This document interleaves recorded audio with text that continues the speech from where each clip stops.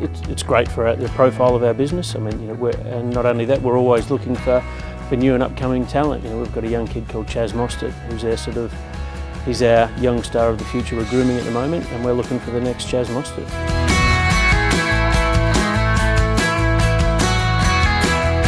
Oh look, I think they're both pretty excited. I was talking to Frosty about it earlier, and he's been on the internet Googling away, trying to understand, you know, his 4 competitors in infinite detail.